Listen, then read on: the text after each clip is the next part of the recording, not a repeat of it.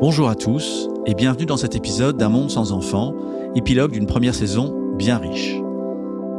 D'abord, permettez-moi de vous adresser un immense merci pour votre écoute fidèle et pour vos mots si doux. Avec Laurent Kouchner, qui produit, et Ben Molinaro, à qui on doit la musique et le mixage, on a commencé ce podcast sans trop savoir. Et cela s'est avéré un immense kiff, un immense bonheur. Mes enfants, car vous l'avez compris, j'ai des enfants, se moquent de moi. Ils me disent qu'on n'a jamais vu aussi peu de notoriété monter à la tête de quelqu'un. Et c'est pas faux. Mais je ne vais pas bouder mon plaisir.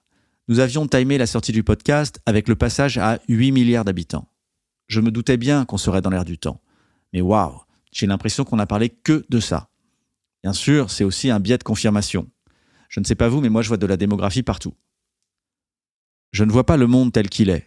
Je le vois tel que je suis, disait Anaïs Nin, qui a copié Emmanuel Kant, qui lui-même l'a volé au Talmud.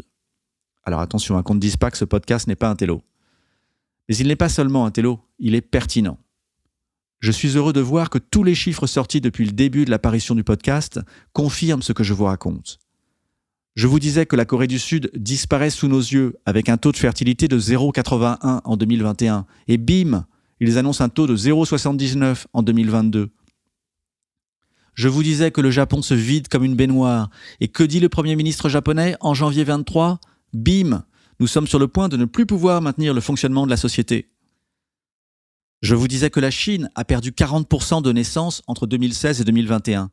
Et bim, les chiffres de 2022 sortent et c'est encore pire, si bien que la chute n'est plus de 40%, mais presque de 50%. 47. Je vous disais que la fertilité française reste championne, mais diminue. Et bim, l'INSEE annonce en janvier 2023 que l'accroissement de la population n'a jamais été aussi faible en France. Et ouais, j'ai eu raison. Un monde sans enfants, tout est dans le titre. J'ai eu l'intuition que nous sommes à un point d'inflexion. Et ce sentiment, je le dois à l'origine à mes étudiants et surtout étudiantes qui portent un nouveau discours et je voudrais les remercier aussi vraiment. C'est vraiment avec eux que cela commence. Alors nous voilà au terme de la première saison. Et il reste tant de choses à raconter. Je veux parler de la vieillesse qui rajeunit. Un monde de vieux sera-t-il un monde en paix ? Discuter de l'immigration comme solution. Vous raconter la trajectoire africaine. Parler de l'infertilité.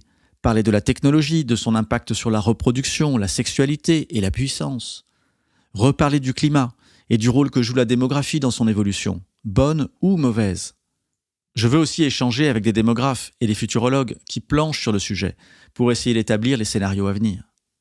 Bref, je dois faire un break pour repartir de plus belle.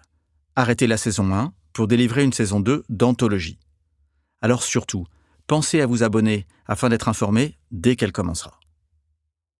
Et en récompense anticipée, permettez-moi de vous envoyer un rayon de sagesse.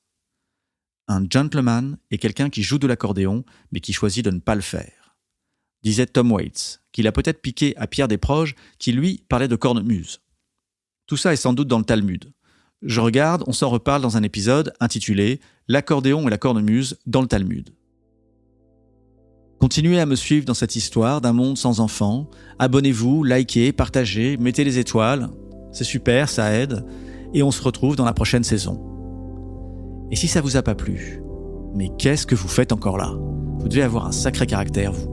Alors allez-y, partagez-le quand même, et cette fois-ci avec des gens que vous aimez. Je suis sûr qu'il y en a quelques-uns.